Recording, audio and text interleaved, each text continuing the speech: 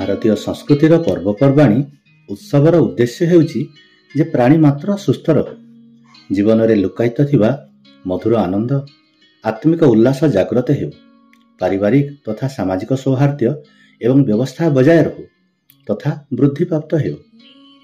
दीपम ज्योति परम ब्रह्म, दीपम ज्योति जनार्दन, दीपम ज्योति हरेत पापम, संध्या दीपम नमस्तुते।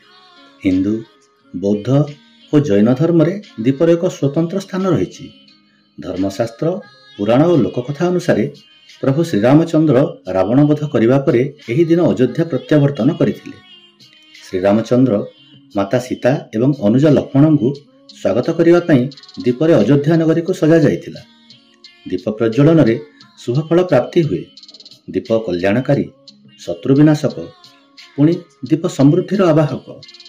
दीप पूजा, प्रार्थना, समर्पण, एकाग्रता, जाग्रत भावर प्रतीक भाव में विवेचना करा जाए।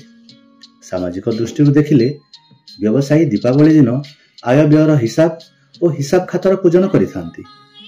शारीरिक दृष्टि देखिले यही समय शीत ऋतु प्रारंभ हो जाए। पित्त और वायुदोष को निवृत्त करने शरीर को मिठाईर आवश्यकता अच्छी, तेणु यही पदार्थ एवं पर्व में खाइबा एवं खुआइबार परंपरा अच्छी। शरीर को मजबूत करिवार संकेत देला वाला यही पर्व अटे। आध्यात्मिक दृष्टि देखिले चारोटी महारात्रि अच्छी: होली, जन्माष्टमी, दीपावली और महाशिवरात्रि। दारुण दुख, दरिद्रता और शोकहरण करी भगवान को प्रसाद प्रदानकारी एसबु रात्रि अटंती।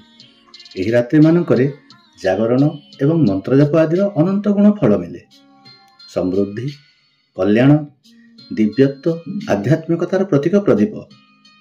स्नेह, बुद्धिमत्ता, दृढ़ता, धैर्य, सतर्कतार संकेत स्वरूप दीप।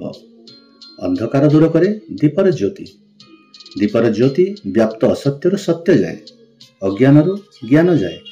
आमर संस्कृति रे पर्व उत्सव रे शुभ संकल्पर मध्य विधान रही, जद्वारा वर्ष सारा संयम, सदाचार, निष्कामता, प्रसन्नता, ईश्वर प्रीति, श्रद्धा आदि दैवी गुण को विकसित करिवार सहायक मिले।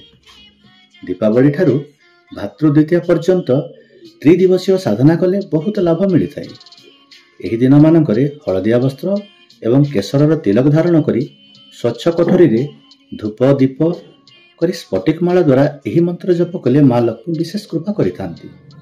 ओम नमो भाग्यलक्ष्मी च विद्महे अष्टलक्ष्मी च धीमहि तन्नो लक्ष्मी प्रचोदयात्। दीपावली रे यही चारि गोटी काम करिबा द्वारा विशेष लाभ होता है। प्रथमतः घर द्वारा सफा करिबा।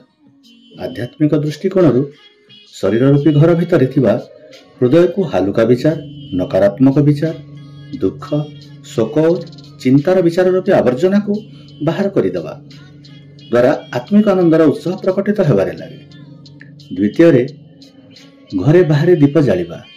बाह्य दीप सहित आम अंतरर ज्ञान दीप को जलाइबा।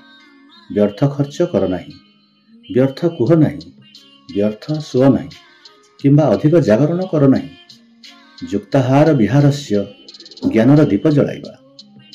तृतीय रे नूतन वस्तु किनिबा। लोके सुना, रूपा, जानवाहन, वस्त्र, बासन, झाड़ू इत्यादि घर को आणती। एटा ठीक कथा, किंतु हृदय रूपी घर को विवेक, ज्ञान, वैराग्य, प्रेम, आनंद रे मध्य भरी देबाकू भूली न जिबा, तेबे जाई असल दीपावलीर मजाटा आसीबो। चतुर्थ रे मिठाई खाइबा एवं खुआइबा। तात्विक अर्थ रे आमे प्रसन्न रहिबा एवं प्रसन्नता बांटिबा।